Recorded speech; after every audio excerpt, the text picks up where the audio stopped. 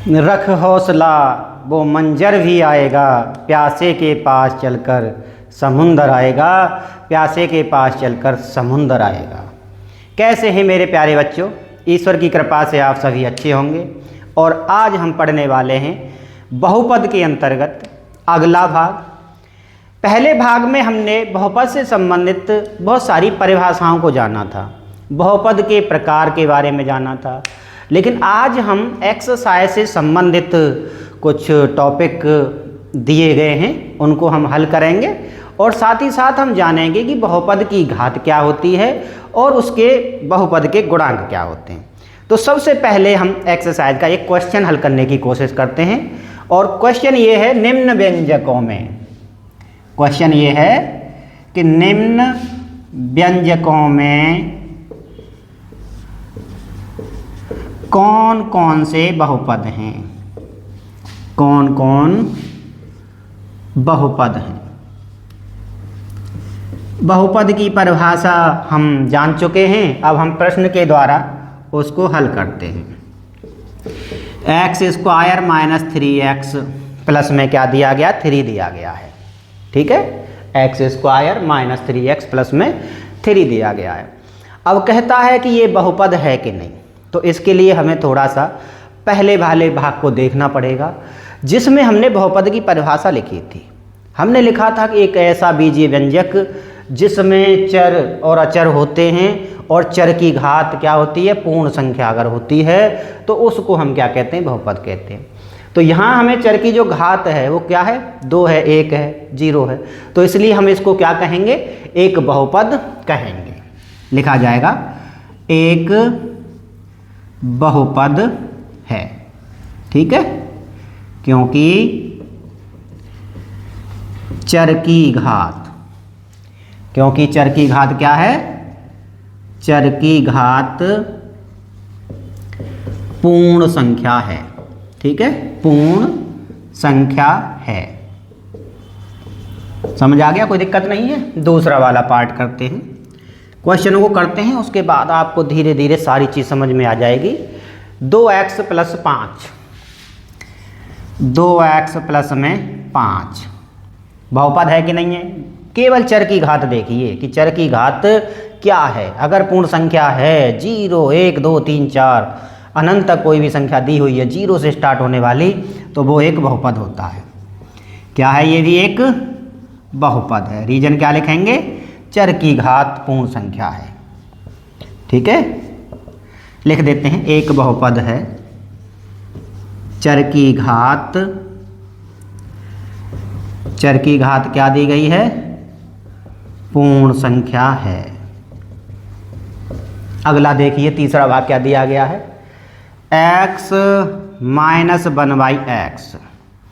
ये देखिए question, x minus 1/x, x की घात क्या है? यहाँ पर तो 1 है, लेकिन यहाँ पर x की घात क्या है? -1 है, तो -1 आ गया, यानी कि हमारी जो घात है वो पूर्ण संख्या में नहीं है। इसका मतलब एक बहुपद नहीं है। ये वाला एक बहुपद नहीं है, क्योंकि चर की घात, एक भी चर की घात है ना, एक भी जो पद दिया गया उसमें चर की घात अगर पूर्ण संख्या नहीं है तो वो बहुपद नहीं होगा, क्योंकि चर की घात पूर्ण संख्या नहीं है। अगला देखते हैं, चौथा भाग। ठीक है, √3y, √3y प्लस 3√y है ना। देखो कितना अच्छा क्वेश्चन दिया गया और प्लस में क्या दिया गया? 1। यहाँ √3 से हमें कोई दिक्कत नहीं है, वास्तविक संख्या गुणांक में है, कोई दिक्कत नहीं है, बहुपद के लिए कोई ज़रूरी नहीं है। लेकिन यहाँ पर तो y की घात 1 है, लेकिन यहाँ y की घात कितनी है? 1/2 है, पूर्ण संख्या नहीं है, इसलिए बहुपद नहीं होगा। चूँकि y की घात, ये जो अंडर आता है ना, इसको 1/2 घात माना जाता है। ठीक है, क्योंकि y की घात 1/2 है, अतः बहुपद नहीं है। तो अब आपको लगभग क्लियर हो गया होगा कि कौन सा बहुपद हमारा, कौन सा बीजीय व्यंजक आपका बहुपद होगा और कौन सा बीजीय व्यंजक आपका बहुपद नहीं होगा। और आपने वीडियो को रोक के इसको लिख भी लिया होगा, ठीक है। इसके बाद आगे हम देखते हैं कौन सी चीज़ का क्वेश्चन दिया जाता है। घात से संबंधित दे सकता है वो क्वेश्चन, गुणांक से संबंधित दे सकता है, ठीक है। जैसा क्वेश्चन होगा हम करने की कोशिश करेंगे, ठीक है। समझ आ गया। बहुपद वाला पार्ट जो है काफ़ी इजी है, बीजगणित के अंतर्गत ये आता है, ठीक है। और सारे सवालों को आप धीरे धीरे करके सब प्रश्नों को जान जाएंगे, ठीक है। निम्न बहुपदों से एक चर वाले बहुपदों को छांटिए। प्रश्न नंबर 2, बहुत सरल प्रश्न है ये। निम्न बहुपदों से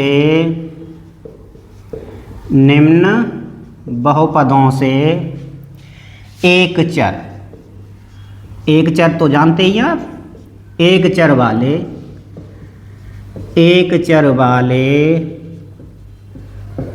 बहुपदों को छांटिए, ठीक है। तो देखते हैं सबसे पहला कौन सा दिया गया है। X square minus x plus में क्या दिया गया, 5 दिया गया है। X square minus x plus में 5। तो क्या ये एक चर में बहुपद है? तो बिल्कुल है, क्योंकि यहाँ पर x ही दिखाई दे रहा है, x के अलावा कोई दूसरा चर हमें नहीं दिखाई दे रहा। बहुत सरल है, x के अलावा दूसरा चर दिखाई देगा तो हम कह देंगे कि एक चर में नहीं है, लेकिन यहाँ तो x ही दिखाई दे रहा है, इसलिए कहेंगे एक चर में बहुपद है, एक चर में बहुपद है। बहुत सरल प्रश्न था। अगला प्रश्न देखते हैं क्या दिया गया है। अगला दिया गया है x square plus y plus में 4। अब यहाँ देखिए x भी दिया हुआ है, y दिया हुआ है, तो क्या ये एक चर में है? नहीं, ये दो चर में है। क्या कहेंगे? एक चर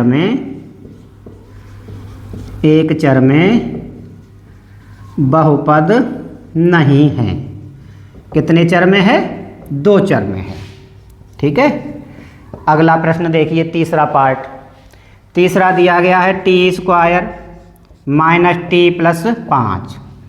तो ये देखिए यहाँ पर क्या ये एक ही चर में बहुपद है? बिल्कुल एक ही चर में है, टी दिया हुआ है, तो लिख दिया जाएगा एक चर में बहुपद है। अगला भाग देखिए, एक चर में क्या है? ये बहुपद है। अगला देखिए, x square plus 2y plus 3z। इसमें देखिए कितना चर है? एक है, दो है, तीन चर है, तो इसलिए इसमें लिखेंगे कि एक चर में, ठीक है। एक चर में बहुपद बताइए है कि नहीं है? नहीं है, ठीक है। इस टाइप से आपको बस इतना देखना होता है कि उसमें हमें जो बहुपद में दिए गए हैं वो चर कितने हैं। अगर एक चर है तो एक चर कह देंगे, और अगर एक चर नहीं है तो फिर क्या कहेंगे? दो चर में है या तीन चर में है, ठीक है। बस बहुत ही सरल तरीके से, एक तरीके से क्या नाम है, सिंपल वे में, रीजनिंग के टाइप में क्वेश्चंस को हम देख करके बता सकते हैं। आगे हम पढ़ने वाले हैं बहुपद की घात, कि बहुपद की घात क्या होती है, ठीक है। जानते हैं बहुपद की घात क्या होती है। तो पहले हमने सबसे पहले लिखा बहुपद की घात, इंग्लिश में क्या बोलते हैं? Power of polynomial, power of polynomial. तो एक चर में एक समीकरण होगा और उसमें जो चर है और उस चर की घात अधिकतम कितनी है, उसी को हम क्या कहते हैं? बहुपद की घात कहते हैं। तो लिखा जाएगा एक चर में बहुपद की अधिकतम घात को, बहुपद की अधिकतम घात को बहुपद की घात कहा जाता है। बहुपद की घात कहा जाता है, ठीक है। अब यहाँ से दो चीज़ और लिख लीजिए आप। पहली बात तो अचर बहुपद, अचर बहुपद 5 दिया हो, -7 दिया हो, 8 दिया हो, कोई भी वास्तविक संख्या दी हो, ठीक है, कोई भी वास्तविक संख्या, नहीं, जीरो को नहीं माना जाता इसमें। अचर बहुपद की घात क्या होती है? शून्य होती है। पहले वाले भाग में भी हमने जाना था। एक और लिखिए, शून्य बहुपद, शून्य बहुपद की घात परिभाषित नहीं होती है, परिभाषित नहीं होती है। ठीक है, समझ में आ गया? कोई भी दिक्कत आपको मेरे ख्याल से नहीं होगी। अब एक प्रश्न कर लेते हैं हम, ठीक है। तो प्रश्न दिया गया है, निम्न बहुपद की निम्नलिखित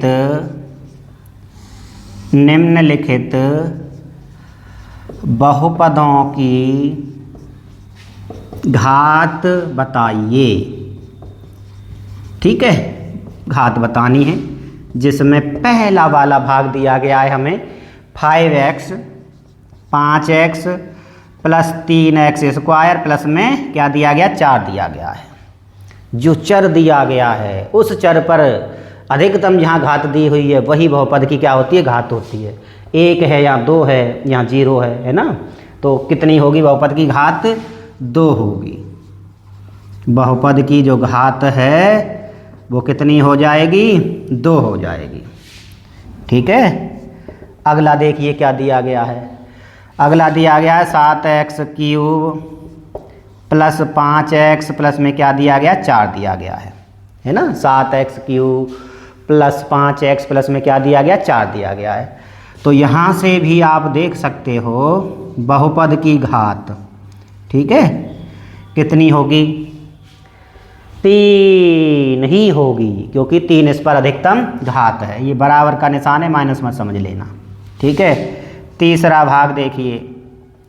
तीसरा भाग दिया गया है y की घात 5 माइनस y की घात 5 माइनस 4y की घात 3 प्लस 2y और प्लस में क्या दिया गया? 1 दिया गया है। तो यहाँ से देखिए 5 3 तो 5 होगी कि नहीं होगी? तो यहाँ से बहुपद की जो घात है वो कितनी हो जाएगी? 5 हो जाएगी। ठीक है, एक सवाल और कर लेते हैं छोटा सा, और वो दिया गया है 2t plus 5t square, 2t plus 5t square plus में 3 है। तो यहाँ से बहुपद की जो घात है वो कितनी आ जाएगी? 2 आ जाएगी। ठीक है, तो यहाँ से बहुपद की घात से संबंधित प्रश्न आप समझ चुके हैं। कोई दिक्कत मेरे ख्याल से आपको नहीं हो रही होगी, बहुत ही सरल हैं।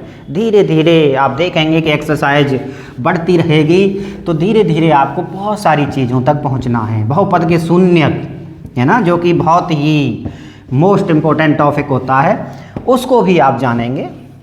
विभाजन से बहुपद के शून्य ज्ञात करना, उसको भी आप जानेंगे। ठीक है, और इसके साथ ही साथ एक टॉपिक और भी आएगा जिसके अंतर्गत आप जैसे 1 2 3 4 5 इस टाइप से देखेंगे रख करके वैल्यूज कि ये हमारा शून्यक है कि नहीं है। चलो वो तो हमारा आगे आएगा, लेकिन अभी हम पढ़ने वाले हैं बहुपद का गुणांक, या कहें कोफिशिएंट ऑफ ए पॉलिनोमियल। ठीक है, तो चर के साथ, ठीक है, चर के साथ जिस वास्तविक संख्या का गुणा हो रहा होता है उसे ही हम क्या कहते हैं? बहुपद का गुणांक कहते हैं। जैसे x square plus 5x plus में 3 है, तो यहाँ एक्स स्क्वायर के साथ गुणांक किसका है? गुणा किसका हो रहा है? 1 का हो रहा है या 5 का हो रहा है? यहाँ x की घात 0 मान लिया जाता है, तो एक्स स्क्वायर का गुणांक 1 है, x का गुणांक 5 है, और x की घात 0 का गुणांक कितना? 3 है, जिस वास्तविक संख्या का गुणा होता है। ठीक है, तो लिखा जाएगा चर के साथ। ठीक है, चलो बहुपद में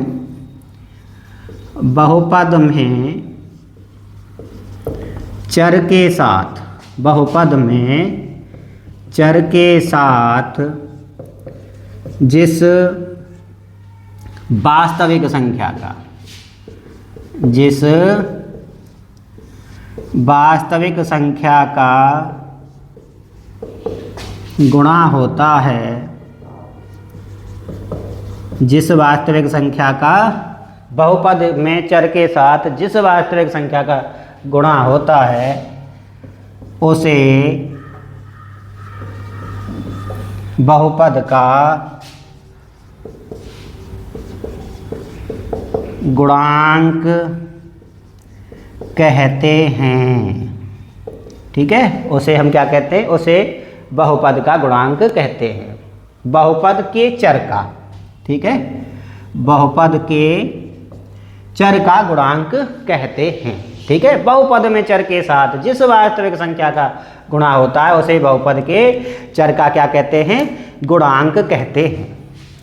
प्रश्न हल करते हैं, आपको समझ में आ जाएगा। ठीक है, निम्नलिखित बहुपदों में, ठीक है भाई, निम्नलिखित बहुपदों में एक्स क्यूब, ठीक है, x cube x square, x cube comma x square व एक्स का गुणांक ज्ञात कीजिए।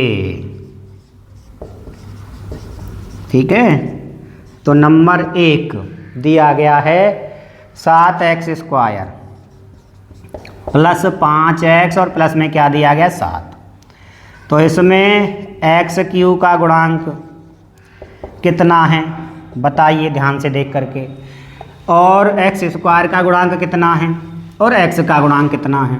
ठीक है, एक्स क्यू का गुणांक आगे लिखेंगे एक्स स्क्वायर का गुणांक, और इसके साथ ही साथ किसका लिखेंगे? एक्स का गुणांक। देखते हैं, एक्स क्यू तो इसमें है नहीं कहीं भी, तो गुणांक क्या माना जाएगा? 0। ठीक है, एक्स स्क्वायर यहाँ है, कितना क्या गुणा हो रहा है? 7 का। एक्स के साथ किसका हो रहा है? 5 का। ठीक है, बहुत ही सरल था। दूसरा पार्ट देखिए इसी का, और दूसरा पार्ट दिया गया है 5x की घात 3 प्लस 10x प्लस में क्या दिया गया? 4।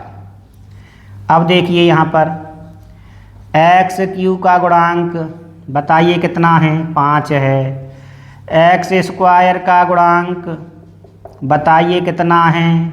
क्या दिखाई दे रहा है यहाँ पर? एक्स स्क्वायर नहीं है तो 0 हो जाएगा। एक्स का गुणांक जिस संख्या का गुणा हो रहा है उसी को लिख दो, तो कितना दिया गया? 10 हो रहा है तो 10 लिख दिया। ठीक है, कोई दिक्कत आपको नहीं हो रही होगी। और एक्स स्क्वायर का गुणांक 7 था, यहाँ पर एक्स का गुणांक क्या? 5 था। एक्स क्यू का यहाँ 5 है, एक्स स्क्वायर का 0 है, और एक्स का गुणांक कितना है? 10 है। चलो एक पार्ट और कर लेते हैं, मेरे ख्याल से सभी बच्चों में किसी को भी परेशानी नहीं हो रही होगी। ठीक है, लिखते हैं x cube minus x square plus x plus 1। तो यहाँ से एक्स क्यूब का गुणांक बताइए? 1 है ना। एक्स स्क्वायर का गुणांक माइनस आ गया, नहीं तो 1 ही लिख देते, -1 लिख देंगे, अभी भी कोई दिक्कत नहीं है। और x का जब हम गुणांक लिखेंगे यहाँ से तो वो कितना आ जाएगा? वो भी 1 हो जाएगा। ठीक है, तो गुणांक से संबंधित आपको अब कोई समस्या नहीं होगी। ठीक है, एक क्वेश्चन और करते हैं अभी हम आपके सामने, थोड़ा सा वो है आपकी बहुपद की घात से संबंधित। ठीक है, अभी तो एक एक्सरसाइज हम NCERT की भी करेंगे, तो उसमें भी आपकी सारी चीज़ें क्लियर हो जाएंगी, कोई भी चीज़ हम छोड़ने वाले नहीं हैं। हम सारी चीज़ों को एक बार नहीं, कम से कम 3 बार रिवाइज कराएंगे।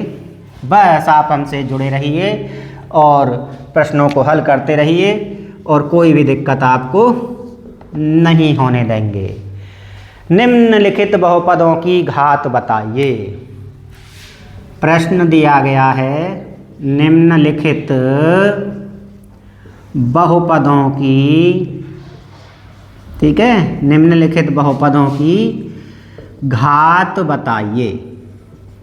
तो देखते हैं पहला भाग क्या दिया गया? x की घात 5, x की घात 5 माइनस x की घात 4 प्लस में 3 दिया गया है। तो यहाँ से लिखा जाएगा कि बहुपद की जो घात है वो कितनी हो जाएगी 5। चर की अधिकतम घात को बहुपद की घात कहा जाता है। अगला देखिए 2 minus y square minus y की घात 3, और यहाँ से बहुपद की जो घात है वो कितनी हो जाएगी 3 हो जाएगी। ठीक है। अगला भाग देखिए, अगला भाग 2 दिया गया है, इससे अगला भाग क्या दिया गया है 0 दिया गया है। यहाँ पर बहुपद की घात अचर बहुपद दे दिया है ना, तो बहुपद की घात कितनी हो जाएगी 0 हो जाएगी। और जब 0 ही दे दिया है तो बहुपद की घात बताइए क्या होगी, तो उस समय वो परिभाषित नहीं होती है, वो परिभाषित नहीं है या ज्ञात नहीं कर सकते। क्योंकि देखो 0 के साथ x की घात 10 भी हो सकती है, 0 की घात 9 भी हो सकती है, 0 की घात ये भी हो सकती है, 0 के साथ कुछ भी गुणा हो सकता है। अचर बहुपद में तो हम मानते हैं कि उसके साथ एक चर लगा हुआ है जिसकी घात क्या है 0 है। ठीक है, समझ में आया।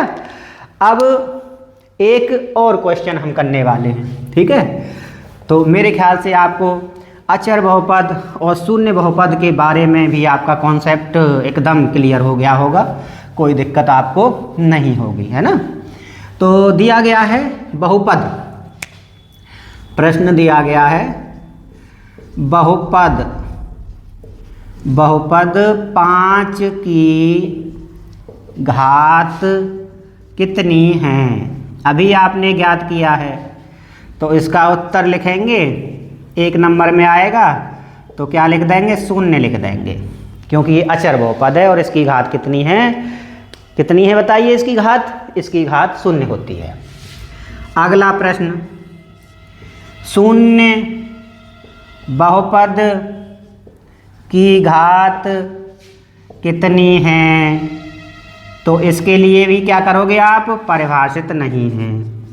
इसका जब उत्तर लिखोगे तो क्या लिखोगे, परिभाषित नहीं है। ये बेटा बार बार मैं करा रहा हूँ तो इसका मतलब ये है कि यहाँ पर बच्चे फंस जाते हैं कई सारे। ठीक है, तो इसलिए कोशिश ये की जा रही है कि आपको कोई भी दिक्कत ना हो। प्रश्न नंबर 3 इससे सबसे अलग है। बहुपद क्या दिया गया है, x की घात 3 दिया गया है 5x square 5x square plus 5x minus 7 की घात बताइए। ठीक है भाई, तो यहाँ गुणा हो रहा है तो पहले गुणा कर लो, गुणा करने पर अलग अलग पद हो जाएंगे सारे, जो मैक्सिमम घात आएगी अधिकतम घात आएगी उसी को हम बहुपद की घात कह देंगे। तो इसमें पहले इसमें किया, x की घात 2 है, x की घात 3 है, तो ये हो जाएगा x की घात 5। ठीक है, 3 और 2 5 हो गया, 5x की घात कितना हो जाएगा, 3 और 1 4 हो जाएगा, और माइनस 7x की घात क्या आ जाएगा 3 आ जाएगा। तो यहाँ से आप लिखोगे कि बहुपद की घात क्या है, तो वो बहुपद की घात कितनी हो जाएगी 5 हो जाएगी। थोड़ा सा इसमें घातांक वाला नियम लग जाता है, x³ गुणा 5x स्क्वायर है तो 5 का 5 आ गया, ये 3 और 2 5 घातें क्या हो जाती हैं, जुड़ जाती हैं। ठीक है, ऐसे ही तो करते हैं गुणा। तो ये था बेटा आज के लिए, बहुत सिंपल चीज़ें। अभी आप परेशान नहीं होंगे, अभी और भी इससे संबंधित चीज़ें आएंगी। और आज के लिए इतना ही, धन्यवाद बच्चों।